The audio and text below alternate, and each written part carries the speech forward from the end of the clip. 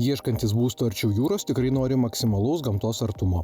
Moderni kotedžų ir butų gyvenvietė tokių nuo Palangai būdingo šurmulio žavi jaukumu, privatumu ir ramybę. Aišku, ir gamtos apsuptimi. Ir čia tikrai rūkstančių kaminų nepamatysite. Kadangi mes čia gan nutolę esam nuo miesto tinklų, tai natūralu, kad pasirinktas buvo geoterminis šildymas. Turint geoterminį šildymą, automatiškai mes jau turim ir pasyvų vėsinimą per tą pačią šildymo sistemą. Tai gręžinių šitam projektui esam padarę 1,2 metrų bendro ilgio. Tai kiekvienas daugiabutis turi savo atskirą šildymo katilą, šildymo vėsinimo sistemą, sakykime, jeigu taip galima pavadinti. Ir aišku, kiekvienam bute numatytas individualus vėdinimas. Jau užsakovai patys nusprendžia ir patys įsidiegia, kokią nori tą sistemą vėdinimą. Susitikom su užsakovu ir pirmas jo prašymas buvo kažką padarom inovatyviai šitam projektui, nes graži vieta, gražus projektas, bet reikia, kad viskas ir gražiai veiktų. Bet ne tik gražiai, bet ir ekonomiškai, ir ekologiškai. Tada įvertinom situaciją, pamatėm kokios kvadratūros, kiek reikės energijos, kilovatų, šilumai ir šalčiui. Pamačius iš užsakovo jau eskizus projekto ir pradėjus mums dalyvauti, pradžiai kaip projektavimo stadijoje, tai iš karto buvo projektas šiek tiek patobulintas, jeigu taip galima pavadinti. Tai ką pavyko mums čia patobulinti, tai atsisakyti tokios kaip katilinės iš viso. Visi iš anksčiau pripratę turėti ten didelės tas katilinės, ten stalą pasidėti, dar kažką. Tai čia buvo visiškai atsisakyta ir kur čia užsakovas, statybininkas, kur sutaupė, tai tą patalpą tiesiog pavertė dar vienu buto kambariu, kuris labai racionaliai parsidavė už tikrai gerą kainą kvadratūros. Mums nereikia kažkokios papildomos vietos, papildomos katilinės, langų, durų, kaminų, daug tenai visokių sudėtingų dalykų, sudėtingų reikalavimų. Tai va čia kaip ir matom, va šituose projektuose, tai tiesiog katilinė mums patapo po laiptais tiesiog natūrali likusi vieta, kada laiptai aukštėja, tai katilo ūgis 1,50 m, tai jam pilnai užtenka ten vietos ir tikrai labai patogiai susimontuoja ir eksploatacijos metu netgi patogus priėjimas ir tikrai nekyla niekam klausimų, kad čia kažkaip tai turėtų būti kažkas kitaip. Kai ankstyvoje projekto stadijoje kreipiesi į savo darbo profesionalus, galima gauti išties netikėtą rezultatą. Dar mūrijimo metu pastato buvo gręžiami gręžiniai, virš 1000 metrų geoterminis gręžinys atliktas, gardi technologija, iš vieno šulinio, iš vienos vietos, gerbūvis minimaliai sugadintas. Po to sekė grindinio šildymo instaliavimas, vamzdyno instaliavimas ir galiausiai katilinė. Kaip matom, katilinės sumontuotos šituose laiptinėse, vietos minimaliai užimta, praktiškai jokia kvadratūra papildoma neskirta katiliniai, o šitos katilinės šildo ir vėsina. Dauguma projektuotojų, kaip žinom, jie turi didelės atsargas ir bent 30% galios jie užsideda, kad nebūtų per mažai. O mes esam praktikai. Turim 15 metų praktiką ir žinom, kiek energijos reikės prie -20 laipsnių, kiek reikės prie -30 ir žinom, kiek šalčio reikės prie +30.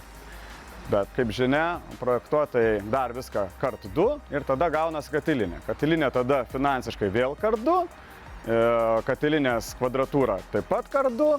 Na ir ką? O kas už tai sumoka? Sumoka arba statytojas, o paskui tai atitenka galutiniam pirkėjui.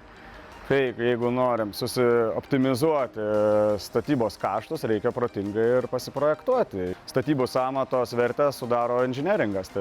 Tad šitoje vietoje reikėtų tikrai optimaliai. Reikia dėti tai, ko reikia. Nes kiekvienas papildomas renginys, katiliniai, tai ne tik katilinės kvadratūra gale, bet paskui ir eksploataciniai kaštai didėja. Eksploataciniai renginiai genda, nes, kaip žinom, Tai dabar yra gražu, o kas bus po 10 metų? Mes turėsim ją remontuoti. Yra ne vienas projektuotojas, kuris suprojektuoja didžiulės akumuliacinės talpas, didžiulius cirkuliacinius siurblius, kurių tikrai nereikia. Kai kuriais atvejais reikalinga, bet reikia tiek, kiek reikia. O šito atveju, jų nereikėjo, mes sumažinom, padarėm tokias gražias kompaktiškas katilinės, apskaičiavom, kokio reikia srauto šalčiui ir šilumai, ir turim dabar gražų rezultatą. Šio projekto vystytojai naujakuriams siūlo tvarius ir išmanius sprendimus, kurie užtikrina kokybišką kasdienybę ir poilsį gamtos apsuptyje.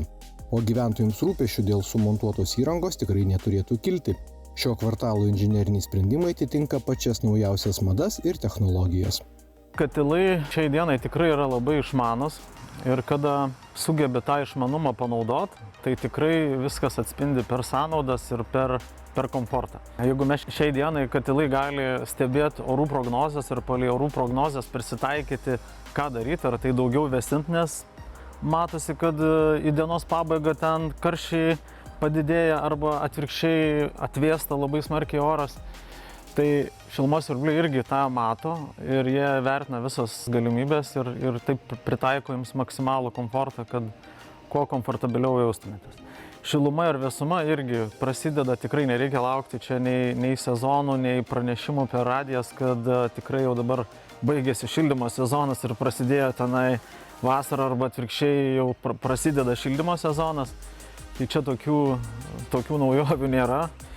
Šilumos siurbliai patys nusprendžia, kada reikia pradėti šildyti, kada reikia pradėti vėsinti, nes puikiai mato orų prognozes ir mato vidutinės temperatūros, kaip jos svyruoja, ir jeigu tas komforto lygis pradeda blogėti, jie stengiasi maksimaliai palaikyti tą komforto lygį. Visos sistemos mūsų yra aptarnaujamos ir prižiūrimos per nuotolį. Šilumos siurbliai visi kaip ir šiuolaikiški telefonai turi atsinaujinimo programas. Jie, sakykime, sulig šia diena yra visą laiką naujausi, niekada nesenstanti ir visą laiką prisitaikanti pagal rinkos atsiradusius naujoves, biržos kainos, elektros kaip pavyzdys ir taip toliau. Tai vat ir šičia neišimtis, kad šilumos siurbliai dirba palei biržos kainą, kada mes turim pačią pigiausią kilovatvalandės kainą, tada šilumos siurbliai gamina mums šilumą, gamina vėsumą ruošia, ir kada mes turim gan brangią kilovatvalandę, tai šilumos siurbliai arba dirba minimumu, arba tiesiog tą valandą, tas dvi pailsi ir taip išsidėlioja paros normą, kiek reikia pagaminti šilumos ir pasirenka patį optimaliausią, pačią pigiausią elektrą tai gamybai.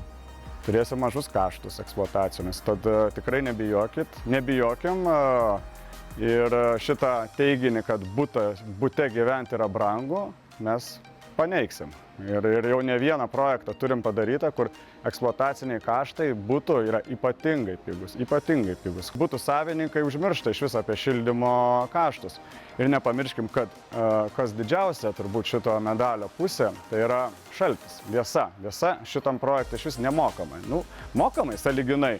Cirkuliacinis siurblys sukasi, bet tai yra visam namui 5 eurai, tai centai. Ir tuo pačiu, vėsindami pastatą, patalpas, grindis ar lubas, jau kur atiduosim jau čia kitą kalbą, mes regeneruojam gręžinį. Gręžinys šilumos siurblys kitais metais dirbs labai efektyviai, nes jis bus sušildytas, o šaltis sunaudotas per vasarą vėsinti patalpom. Įmonės vadovai pripažįsta, kad jų įgyvendinti sprendimai paneigia mitus, jog gyvenimas bute yra brangus. Naujausios technologijos ir racionalus požiūris į realius poreikius leidžia užtikrinti išties nebrangų komfortą visais metų laikais.